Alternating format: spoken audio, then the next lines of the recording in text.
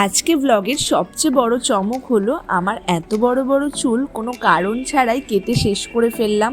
আর তার সাথে আরও অনেক কিছু রয়েছে, দিদির হাতে রান্না থেকে শুরু করে মা মেয়েরা মিলে ঘুরতে যাওয়া, শপিং করা। নমস্কার, আমি দেবলীনা। আমার চ্যানেল সিম্পল লিনাতে আরও একবার স্বাগত জানিয়ে আজকের ব্লগটা শুরু করতে চলেছি। সকাল সকাল বাবা প্রতিদিনের মতোই মাছ নিয়ে হাজির। আজ নিয়ে এসেছে ইলিশ মাছ, আর মাও সেটা কাটতে বসে গেছে। হ্যাঁ, এই সময় তো অত ভালো ইলিশ মাছ পাওয়া যায় না, এটা স্টোরেরই মাছ, শুধুমাত্র দিদির জন্যই নিয়ে এসেছে। দেখে মনে হচ্ছে মাছটায় অনেকটা ডিম আছে।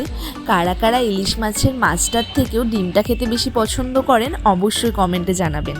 হ্যাঁ, সত্যি সত্যি কতটা ডিম বেরিয়েছে মাছের। এইদিকে মা মাছটা কাটুক, দেখি ওইদিকে রান্নাঘরে সকালের জন্য আজ কী রান্না হচ্ছে। এইদিকে আলু পেঁয়াজকলি ভাজা হয়ে গেছে, আর কড়াইয়ে চাপানো হয়েছে কচুর শাক। এটাও দিদির খুব পছন্দের। এই কয়দিন শুধু দিদির পছন্দের রান্নাই হবে। আর ওইদিকে ভিভান কি করছে চলুন একটু দেখে আসি। নিচে গিয়ে ছোট্ট একটা মামাকে ধরে নিয়ে এসেছে, এখন তার সাথে খেলা করবে। বল মামাকে টাটা করে দাও, বলো মামা আসো, পরে এসো, বলো পরে এসো। মামা ওর বন্ধুদের সাথে খেলছিল, ওখান থেকে ধরে নিয়ে এসেছে। তাই মামা বলছে যে আমি চলে যাই, আর ভিভান কিছুতেই যেতে দেবে না। 2-3 দিন ধরেই ওকে এভাবে জ্বালাচ্ছে। আর মামাও খুব ভালো, মামাও ওকে সঙ্গ দিচ্ছে। এইদিকে দিদি রান্নাটাও চাপিয়ে দিয়েছে, যদিও আজ একটু তাড়াতাড়ি করতে হবে। দুপুরে খাওয়া দাওয়ার পর আমি, দিদি, মা, বুনু সবাই মিলে একটু বেরোবো। আর এখানে দিদি তেলটা গরম না হতেই তার মধ্যে হলুদ দিয়ে দিয়েছে। আসলে ওখানে খুব তাড়াহুড়ার মধ্যে রান্নাটা করতে হয়, সেটাই অভ্যাস হয়ে গেছে।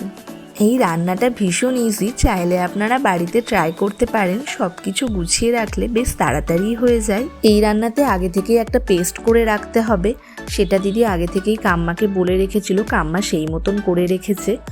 সাদা সর্ষে, কালো সর্ষে, পোস্ত, কাঁচা লঙ্কা দিয়ে একটা পেস্ট বানাতে হবে।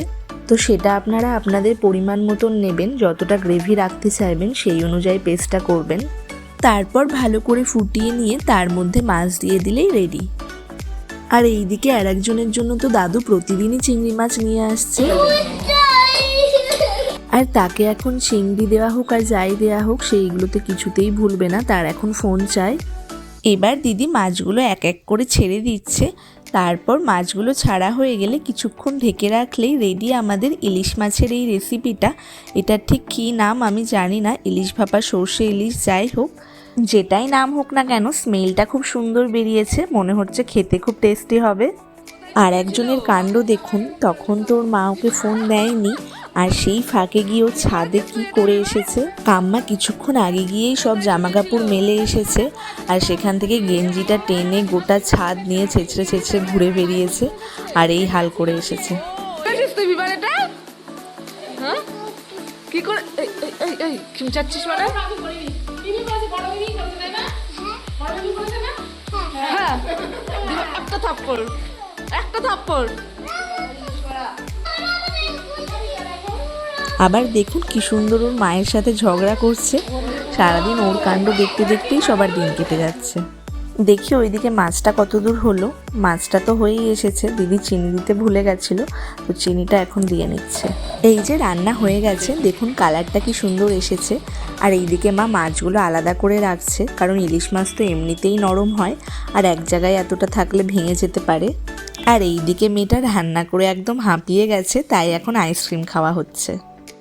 এবার খাওয়া দাওয়ার পর আমি আর বুনু একটু রেস্ট নিয়ে বেরিয়ে গেছি। মা আর দিদি আগেই বেরিয়ে গেছে, ওদের একটু কাজ ছিল, আর সেখানে বেশিক্ষণ সময় লাগবে, তাই আমি আর বুনু একটু লেট করেই বেরোলাম। ফার্স্টেই চলে এসেছি পালসের শপে। প্রতিবারই দিদিরা এলে দিদিদেরকে তো কিছু একটা গিফট দিতেই হয়। প্রতিবারই ও শাড়িই নেয়, কিন্তু এবার বললো আর শাড়ি নেব না, অন্য কিছু একটা নিই। তাই ওর মনে পড়েছে যে ওর পালসের কিছু নেই, তাই মা বলল চল তোকে একটা পালসের নেকলেস কিনে দিই। ফার্স্টে কয়েকটা পছন্দ করা হয়েছে, তার মধ্যে থেকে এই দুটোর বেশি পছন্দের। এখন এই দুটোর মধ্যে কোনটা নেবে সেটা নিয়েই এখন কনফিউশন হচ্ছে ওর। আমার আর মায়ের পছন্দ ফুল ডিজাইনটা, আর দিদির পছন্দ স্কোয়ার ডিজাইনটা। এখন কোনটা নেওয়া হলো সব বাড়ি গিয়ে আপনাদেরকে দেখাবো। তো আমাদের শপিং করা হয়ে গেছে, আরও অনেক কিছু কিনেছি, সবই একবারে দেখাবো। আমরা এত কিছু কিনলাম, ভিভানকে তো কিছু কিনে দিতেই হয়, তাই ভিভানের জন্য হাতে ধরিয়ে দেওয়া হয়েছে একটা বেলুন। ছোট থাকাই ভালো, ছোটরা কত অল্পতেই খুশি। এবার 2 প্লেট মোমো নেওয়া হচ্ছে, একটা ছোট মিমির জন্য, একটা ভিভানের জন্য। ছোট মিমি মোমো খেতে খুব ভালোবাসে, আর ভিভানেরও খুব খিদে পেয়ে গেছে, অনেকক্ষণ বেরানো হয়েছে। প্রথমে তো বেলুনের বায়না ছিল, বেলুন পেয়ে গেছে, এখন ওর এটা চোখে পড়েছে, তো এটাও ওর লাগবে।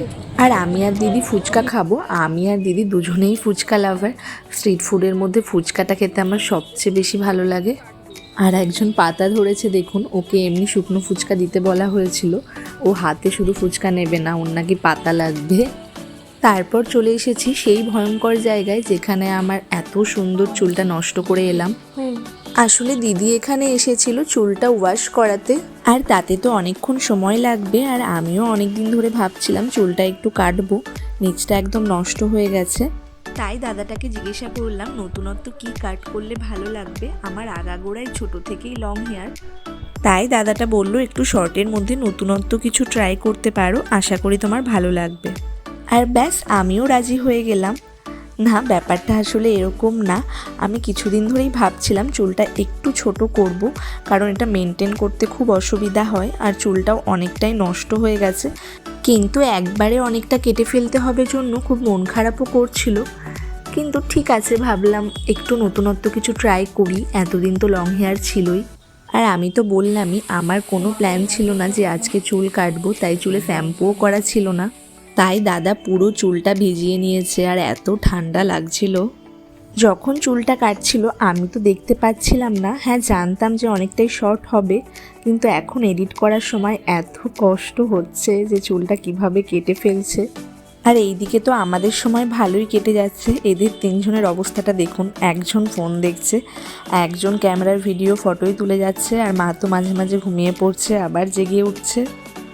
মাঝে মাঝে মনে হচ্ছে বলে উঠি আর চুল কাটবো না, আমাকে ছেড়ে দাও, কিন্তু কাটা যখন একবার হয়েই গেছে কিছু তো আর করার নেই, এটাকেই এনজয় করতে হবে এখন। এইবার পুরো চুলটা শর্ট করা হয়ে গেছে, এইবার নিচে কতটা চুল পড়ে আছে একবার দেখুন। আর দিদিও অবাক হয়ে দেখছে যে এতটা চুল কেটে ফেললাম। আসলে দিদির বিয়ের আগে শর্ট হেয়ারই ছিল, তারপর স্ট্রেটনিং করে এরকম লং হেয়ার করেছে। শুধু দিদি বলে না, এখন সবারই লং হেয়ার পছন্দ। আর সেখানে দাঁড়িয়ে আমি এতটা চুল কেটে ফেললাম, সবার একটাই প্রশ্ন যে আমি কেন এতটা চুল কেটে ফেললাম। তাই যারা যারা জিজ্ঞাসা করেছেন তাদের তো পার্সোনালি উত্তর দিয়েইছি, আর তাছাড়াও এই ব্লগটা যদি তারা দেখে থাকেন ভালোভাবে উত্তর পেয়ে যাবেন আশা করছি। আরও হ্যাঁ, এই হেয়ার কাটটার নামটা একবার আপনাদেরকে বলে দিই, নামটা বলতে তো ভুলেই গিয়েছি। এই হেয়ার কাটটার নাম হলো অ্যাডভান্স হেয়ার কাট। আর বলে রাখি আমার তো এই সম্বন্ধে কোনো জ্ঞান নেই, আগেই বললাম আগাগোড়ায় আমার লং হেয়ার, তাই দাদা যেই নামটা বললো সেটাই আপনাদেরকে বললাম।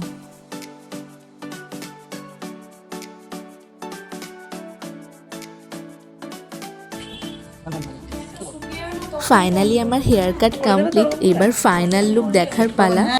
এবার উঠে দাঁড়িয়ে যেই পেছনে হাত দিয়েছি এবার বুঝতে পেরেছি যে ঠিক কতটা কাটা হয়েছে। তারপর তো আমার একদম অবস্থা শেষ, সেটার বলার নেই, রিয়াকশনটা আপনারা দেখে নিন। ওই চুল থেকে এই চুল করলো রে, আপনাকে দেখেছিলাম এতটাই হয়ে গেছে। এবার দাদা বেচারা ফ্যাসাদে পড়ে গেছে, যাই হোক কি আর করা যাবে, যা হওয়ার হয়ে গেছে। এবার চুলটা ভালো করে ড্রাই করে নেওয়া হলো, কারণ চুলটা এবার সেট করা হবে। ওইদিকে দিদির চুলটাও ড্রাই করতে গেছে।